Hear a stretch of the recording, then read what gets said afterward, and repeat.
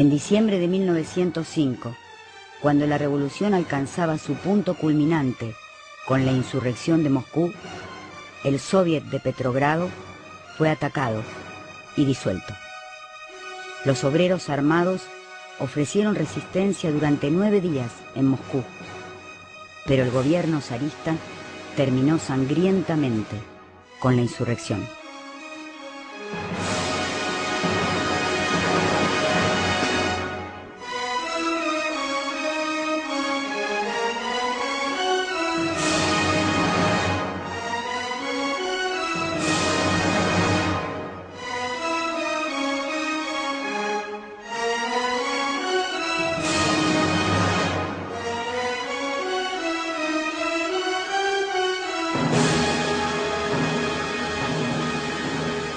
El Soviet quedaría en la conciencia de los trabajadores rusos. Durante 50 días el poder obrero naciente y el poder de la monarquía convivieron disputándose el control de la sociedad. Pero esta situación de doble poder no podía sostenerse por mucho tiempo. Uno debía barrer al otro. El zarismo estaba mejor preparado y la reacción triunfó sobre la primera revolución rusa.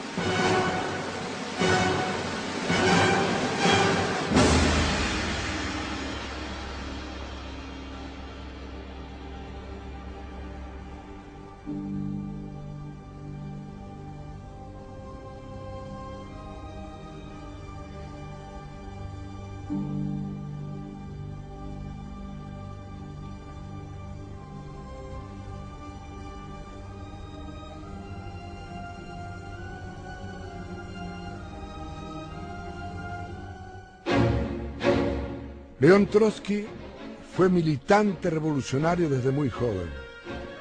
Por su actividad sufrió la cárcel varias veces y fue deportado. Prófugo de la justicia, regresó a Rusia en 1905 y fue elegido presidente del Soviet de Petrogrado. Con tan solo 26 años había sentido temblar el mundo bajo sus pies. Encarcelado y deportado a Siberia, con toda la dirección del Soviet, su balance y perspectiva de la primera revolución rusa fue tajante. El mundo estaba preparado para la revolución socialista, incluso en la atrasada Rusia.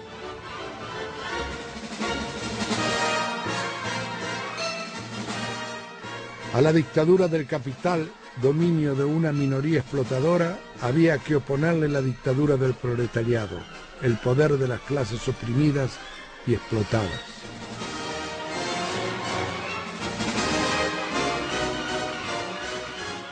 ...1905 había demostrado la hegemonía política de la ciudad en un país mayoritariamente campesino. Para Trotsky, los trabajadores urbanos eran los que podían dar salida a las penurias de las masas campesinas, acaudillándolas hacia la toma del poder.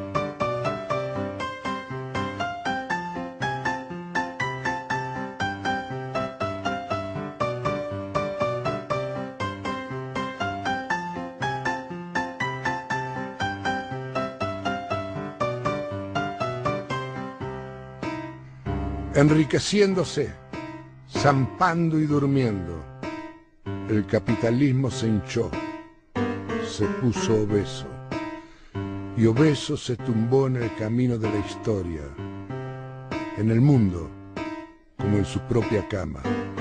No es posible esquivarlo ni pasarlo de largo. El único remedio es volarlo.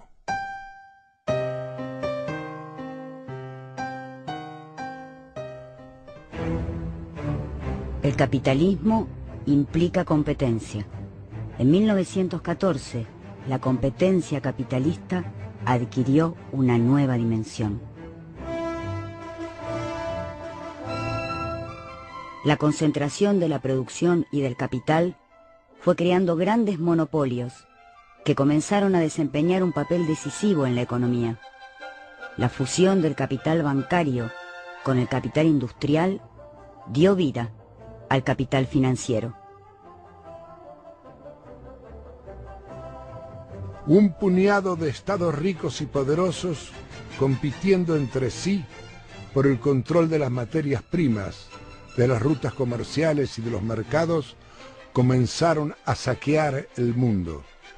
Quedó así soldada la división del planeta entre países opresores y oprimidos.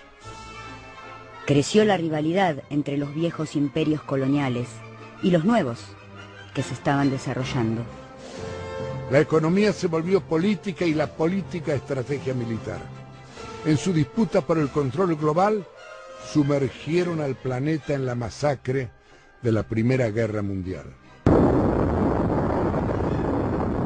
El espíritu de destrucción dominó las ideas hasta la glorificación y justificación de la muerte.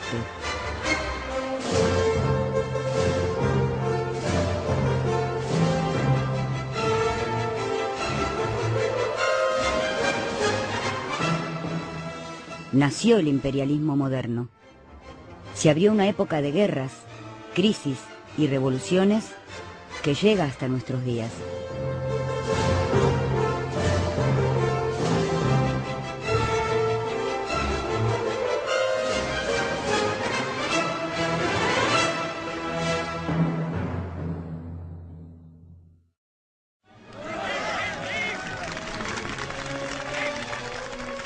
El movimiento socialista, agrupado en la Segunda Internacional, construida bajo el lema "Proletarios del mundo, uníos", se quebró bajo el patriotismo imperialista.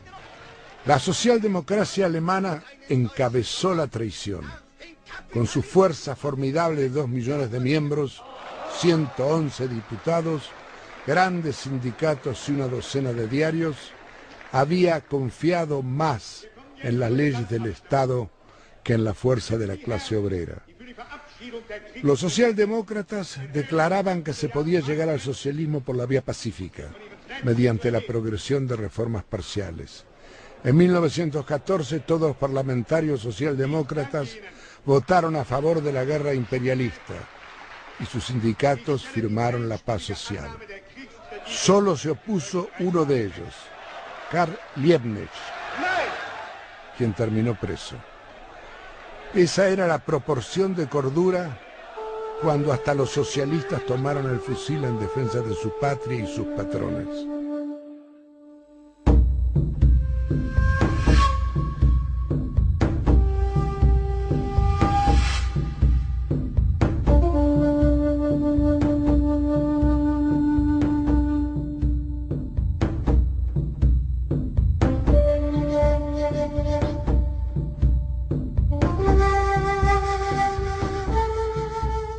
Y en medio de aquel inmenso manicomio se irguió el único cuerdo, Zimmerwald. Aquí Lenin, con un puñado de camaradas, se levantó sobre el mundo y alzó unos pensamientos más luminosos que el mayor de los incendios, una voz con más fragor que el de todos los cañoneos. El puñado de revolucionarios que se oponía a la guerra logró reunirse en Zimmerwald, un poblado de Suiza. Eran apenas 38 delegados que mantenían vivo el legado internacionalista de Marx. Vladimir Ilich Ulyanov, Lenin, dirigente del partido bolchevique ruso, era el más firme de ellos. León Davidovich Bronstein, Trotsky, se encontraba en la conferencia. Rosa Luxemburgo y Karl Liebknecht, encarcelados en Alemania, no pudieron participar.